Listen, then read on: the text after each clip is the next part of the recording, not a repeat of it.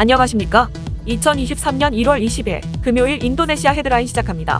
첫 번째 소식입니다. 인도네시아는 중국과 영유권을 다투는 북나투나 해역의 군함을 파견해 감시에 나섰다고 AFP 통신과 CNN 등이 보도했습니다. 매체에 따르면 인도네시아는 풍부한 천연자원을 매장한 북나투나 수역에서 활동하는 중국 해경선의 동향을 감시하기 위해 군함 한 척을 배치했습니다. 감시 결과 중국 해군 군함은 북나투나해를 항행하고 있으며 특히 튜나블로 가스전과 베트남 침사오유전 가스전 부근을 순찰하고 있다고 확인했습니다. 이와 관련해 해군 참모총장은 군함 한 척과 해상 초계기, 드론 등을 중국 해경선을 모니터하기 위해 투입했다고 밝혔습니다. 참모총장은 중국 해경선이 아직까지는 의심스러운 활동을 하지는 않았지만 인도네시아 배타적 경제 수역에서 한동안 있었던 만큼 동향을 지켜볼 필요가 있다고 강조했습니다. 한편 자카르타 주재 중국 대사관은 군함 배치에 관한 문의에 즉각적으로 확답하지 않고 있습니다. 이번 중국과 인도네시아 간 해상 대치는 베트남이 인도네시아와 배타적 경제 수역 협정을 체결하고 나투나해에서 30억 달러 규모 가스전 개발 승인을 받은 직후에 일어났습니다. 다음 소식입니다. 지난해 135명의 사망자가 발생한 인도네시아 축구장 참사 관련 피의자들에 대한 재판이 시작됐습니다. 지난 16일 안타라 통신 등 현지 언론에 따르면 인도네시아 수라바야 지방법원은 과실치사 혐의로 기소된 경찰관 간부 3명과 당시 경기장 보안 관리자, 홈팀 RMIFC 관계자 등 총 5명에 대한 공판을 진행했습니다. 이날 재판에서 인도네시아 검찰은 참사 당시 경기장에서 경찰들이 과잉 진압을 하며 최루탄을 사용해 대규모 참사가 발생했다고 주장했습니다.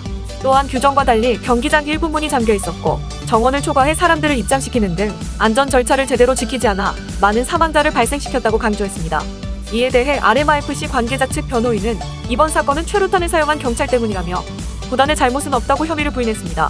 한편 인도네시아 법원 당국은 이날 재판에 참사 피해자 유가족 등이 대거 몰릴 것으로 예상되자 수백 명의 보안 요원을 법원 주변에 배치하고 재판도 화상으로 진행했습니다. 또한 참사 당시 홈팀인 RMIFC의 팬들은 재판 참관을 자제할 것을 권고했습니다. 재판이 열린 수라바야는 RMIFC의 지역 라이벌인 페르세바야 수라바야의 연고지여서 팬 간 충돌이 벌어질까 우려해서입니다. 참사 당시에도 양팀 팬들 간의 충돌이 예상돼 페르세바야 수라바야 팬들은 경기장 입장이 금지된 바 있습니다. 다음 소식입니다. 조코위 대통령은 과거의 심각한 인권 침해에 대해 유감 표명을 하였고 인도네시아 공권력 최초의 사과이기에 의미심장한 진전으로 여겨지지만 가해자들을 법정에 세우지 않는 이상 무의미하다며 생존자들과 유가족들은 말하고 있습니다. 조코위 대통령은 2014년 첫 대선 공약 당시에 심각한 인권 침해에 대해서 해결책을 내놓겠다고 약속하였지만 비사법적 해결팀을 구성한 것에 그쳤습니다. 연설 후 정치법률안보조정부 장관은 정부가 피해자와 피해자 가족의 권리 개선, 사회 지원 및 장학금 제공을 고려하고 있다고 밝혔습니다. 여러 인권단체들은 조코위 대통령의 유감 표명은 피해자와 피해자 가족들을 위한 점진적인 조치이지만 더 많은 조치가 필요하다고 지적하고 있습니다. 휴먼 라이츠워치의 한 연구원은 조코위 대통령의 공식 석상에서의 발언은 너무 늦었지만 올바른 발걸음이라고 긍정의 표시를 하였습니다.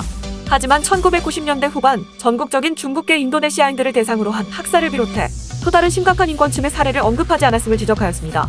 인권단체 국제엠네스티도 성명을 통해 동티모르 점령 기간 1970년부터 국민투표가 진행된 1999년까지 자행된 잔혹한 인권 침해들에 대해 생략한 것은 희생자들에 대한 모욕이라고까지 지적하였습니다. 또한 1965년 반공산주의 숙청의 희생자이며 관련 대학살 연구를 진행하는 인권연구소 소장도 대통령의 조치는 존중하고 감사하지만 희생자들에게는 첫 번째 단추이지 마지막 단추는 아니라며 분명한 선을 그었습니다.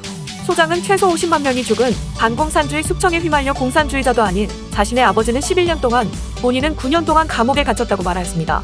정치법률안보조정부 장관은 조코위 대통령의 연설 이후 기자들에게 정부는 여전히 심각한 인권 침해 사건의 가해자들을 법정에 데려오려고 노력하고 있다고 밝혔으며 비사법적 해결팀도 지난달 피해자 데이터베이스를 업데이트하며 향후 인권 침해 방지를 위해 경찰과 군의 구조적 개편 등이 포함된 건의사항을 대통령에게 제출하였다고 밝혔습니다. 다음 소식입니다. 투자조정부 장관은 올해 정부가 140조 루피아의 투자 유치를 목표로 삼았다고 밝혔습니다. 장관은 해당 목표가 글로벌 침체 위기로 인해 달성하기 어려운 목표라고 말하였습니다. 하지만 조코위 대통령이 올해 경제 성장 5% 이상 달성하기 위해서는 140조 루피아의 투자 유치를 달성해야 한다고 지시했다고 말하였습니다. 장관에 따르면 세계적으로 코로나 바이러스의 영향력이 남아있으며 러시아와 우크라이나 간의 지정학적 긴장도 식량과 에너지 위기를 초래하고 있으며 그만큼 투자 규모도 위축될 것이라고 말하였습니다. 이에 올해 투자 유치 목표를 달성하기 위해서는 다운스트림에 더욱 집중하며 내수를 탄탄히 해야 한다고 주장하였습니다. 한편 투자조정부 장관은 이날 2022년 투자 유치 결과에 대한 언급도 하였습니다. 2022년 투자 유치 목표금은 총 120조 루피아이며 작년 3분기까지 해당 목표의 74.4%인 892조 4천억 루피아를 달성하였으며 4분기에는 3분기보다 1.5% 이상 투자금을 유치하였기 때문에 목표금 이상으로 투자 유치를 하였다고 설명하였습니다. 다음 소식입니다. 하나생명이 연간 수입보험료 15조 원 규모의 인도네시아 시장 공략을 강화하기 위해 설계사 규모를 4년 동안 2.8배 이상 늘렸습니다. 16일 보험업계에 따르면 하나생명 인도네시아 법인에서 근무하는 보험 설계사 규모는 지난 2022년 11월 말 기준으로 3,143명을 기록했습니다. 해당 수치는 지난 2018년 1,131명과 비교했을 때 2.8배 이상 늘어난 것이며 지난 2021년 12월 말 2,384보다는 759명 증가했습니다.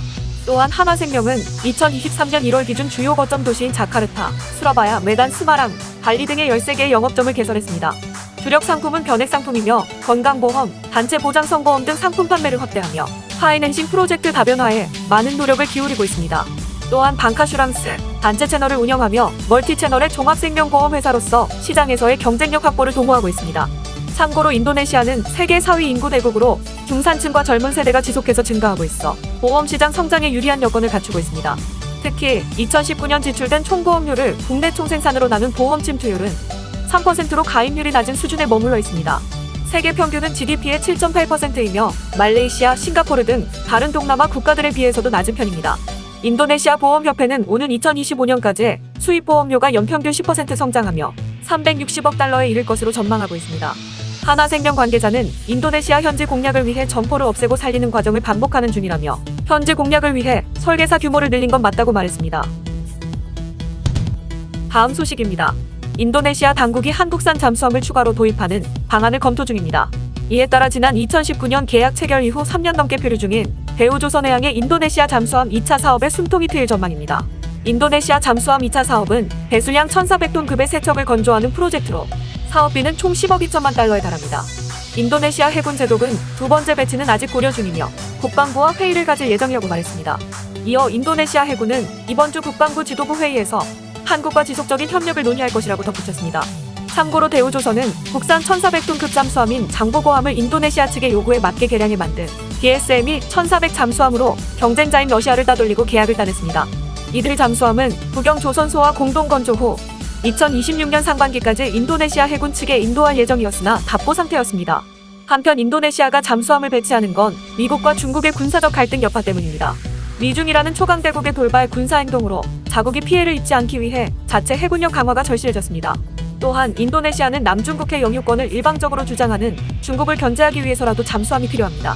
참고로 현재 인도네시아는 독일 잠수함 한 척, 한국 잠수함 3척 등 총 4척을 보유하고 있습니다. 다음 소식입니다.